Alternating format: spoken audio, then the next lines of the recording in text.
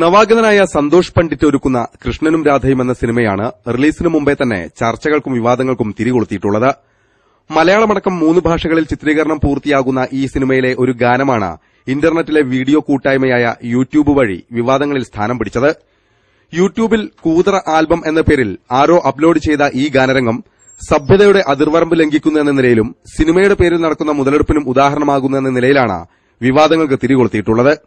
ഈ ഗാനരംഗത്തിൽ സംവിധായകൻ സന്തോഷ് പണ്ഡിറ്റും ഒരു കൌമാരക്കാരിയും ചേർന്ന് അഭിനയിക്കുകയാണ്. ഇതിലെ ചില അംഗവിക്ഷേപങ്ങളും അനാവശ്യമായ കയ്യേറ്റങ്ങളുമാണ് ഈ പാട്ടിനെ ചൂടൻ ചർച്ചയാക്കിയിട്ടുള്ളത്.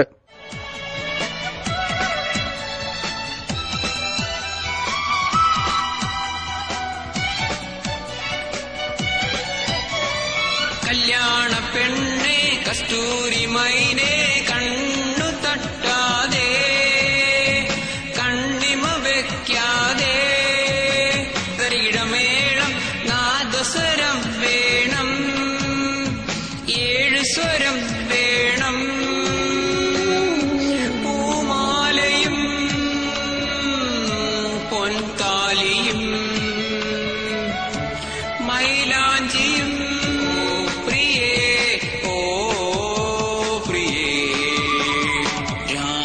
ശുഭരാത്രി ഇനിയെന്നും ശിവരാത്രി ജന്മം പുനർജന്മം നീ എന്നും കാമാക്ഷി പ്രേമം പുതുപ്രേമം നീ എന്നും അനുരാഗി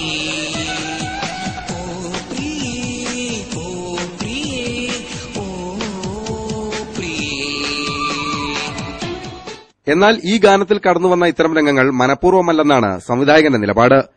സഭ്യതയുടെ അതിർവരമ്പ് ലംഘിക്കുന്ന രീതിയിലുള്ള ഒരു പ്രയോഗവും ഈ ഗാനത്തിൽ ഉൾപ്പെടുത്തിയിട്ടില്ലെന്നും ഇൻഡസ്ട്രിയിലെ അസൂയക്കാരാണ് ഇത്തരം പ്രചരണങ്ങൾക്ക് പിന്നിലെന്നുമാണ് സന്തോഷ് പണ്ഡിറ്റിന്റെ നിലപാട്. മനഃപൂർവ്വമല്ല. അങ്ങനെ സംഭവിച്ചിട്ടുണ്ടെങ്കിൽ തീർച്ചയായിട്ടും അത് ഒരു ആത്മാർത്ഥമായിട്ടാണ് ആളുകൾ വിമർശിക്കുന്നത്. വിമർശനം 2 തരം ഉണ്ടല്ലോ. ഒന്ന് എങ്ങനെയും നശിക്കട്ടെ, ഇവൻ ഇനി ഒരിക്കലും നന്നാവരുത്, കാരണം ഇങ്ങനെയൊക്കെയുള്ള പ്രതിഭയുള്ളവർ വന്നു കഴിഞ്ഞാൽ കഷ്ടം എന്നുള്ള രീതി വരാം. അതല്ല, ചിലർക്ക് അത് അതിൽ ആത്മാർത്ഥയോടെയാണ് പറയുന്നതെങ്കിൽ ഞാൻ ഉറപ്പിച്ചു പറയുന്നു, നമ്മൾ ഇത് തിയേറ്റർ വേർഷൻ അല്ല, ഞാൻ ഇപ്പോഴും പറയുന്നു തിയേറ്റർ വേർഷൻ അല്ല. തിയേറ്ററിലേക്ക് എത്തുന്നത് മാത്രമല്ല, തിയേറ്ററിന് മുമ്പായിട്ട് അത് ഗ്രേഡിയന്റ് കുറെ കാര്യങ്ങൾ ചെയ്യാനുണ്ട്. ഒരു ദിവസം വർക്ക് 2 പാട്ടിലുണ്ട്. മനസ്സിലാക്കും, ഇത് ഫുൾ വേർഷൻ അല്ല.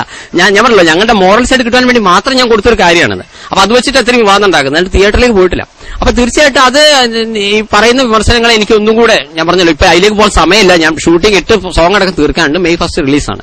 അപ്പോ അതൊന്നും കൂടെ ഞാൻ കണ്ട് കുറച്ചുകൂടെ നിങ്ങൾ പറഞ്ഞ പോലെ അങ്ങനെ ചെയ്തിട്ടുണ്ടെങ്കിൽ ബൈ ചാൻസ് സംഭവിച്ചതാണ്. കാരണം വെച്ചാൽ ഫിലിം ഡയറക്ട് ചെയ്യുകയും അഭിനയിക്കുകയും ചെയ്തത് ഞാൻ തന്നെയാണ്. അപ്പോ അവിടെ വിഷ്വലിൽ എവിടെയെങ്കിലും ഇത് വന്നിട്ടുണ്ടോ എന്നുള്ള എനിക്ക് അത്ര നോക്കാൻ പറ്റിയില്ല. പിന്നെ ഞാൻ കുറച്ച് നീളമുള്ള കുട്ടിയാണ്, ആ കുട്ടിയാണെങ്കിൽ കുറച്ച് ചെറിയ കുട്ടിയാണ്. അപ്പൊ ബാക്കിലൂടെയൊക്കെ വരുമ്പോൾ എനിക്ക് ഇവിടെ വിഷ്വൽ കാണുകൂടെ ചെയ്യുമ്പോഴേ എനിക്ക് അതിന്റെ അത് മനസ്സിലാവുന്നുള്ളൂ. അപ്പൊ ഇതെല്ലാം കഴിഞ്ഞ് എഡിറ്റിംഗിൽ വരുമ്പോൾ എന്താ വെച്ച് കഴിഞ്ഞാൽ നമുക്ക് ഒരു സോങ് ഓപ്പറി എന്നുള്ള സോങ് എന്റെ ഓർമ്മയിൽ 5.5 മിനിറ്റ് സോങ് ആണ്.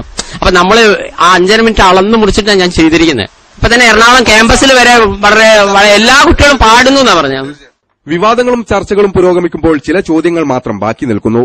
വെള്ളിത്തിരയുടെയും ടെലിവിഷൻ സ്ക്രീനിന്റെയും ഭ്രമിപ്പിക്കുന്ന ലോകത്തേക്ക് ആകൃഷ്ടരായി എത്തുന്നവരെ മുതലെടുക്കുന്നവർ വർദ്ധിച്ചു വരികയാണ്. നല്ല ഉദ്ദേശത്തോടെ സിനിമയും ആൽബവും ചിത്രീകരിക്കുന്നവർക്ക് പോലും അപമാനമാകുന്ന കാഴ്ചകൾ വർദ്ധിച്ചു വരുന്നു. ഏതു മേഖലയിലും കള്ളനാണയങ്ങൾ അരങ്ങുവാഴുന്ന പുതിയ കാലത്ത് എങ്ങനെയെങ്കിലും പബ്ലിസിറ്റി കിട്ടുക എന്ന ലക്ഷ്യത്തോടെ വിഡ്ഢിവേഷം കെട്ടുന്നവർ കരുതിയിരിക്കുക. രാജാവ് നഗ്നനാണ് എന്ന് വിളിച്ചു പറയുന്നവർ നിങ്ങൾക്ക് പ്രതിരോധം തീർത്തേക്കാം. ചെയ്യുന്നത് നല്ല കാര്യമാണെന്ന് സ്വയം ബോധ്യപ്പെട്ടതിനു ശേഷം മാത്രം സമൂഹത്തെ അഭിമുഖീകരിക്കുക. ക്യാമറമാൻ രാഹുലിനൊപ്പം രാജേഷ് പറമ്പിൽ, സ്പൈഡർനെറ്റ് ന്യൂസ്.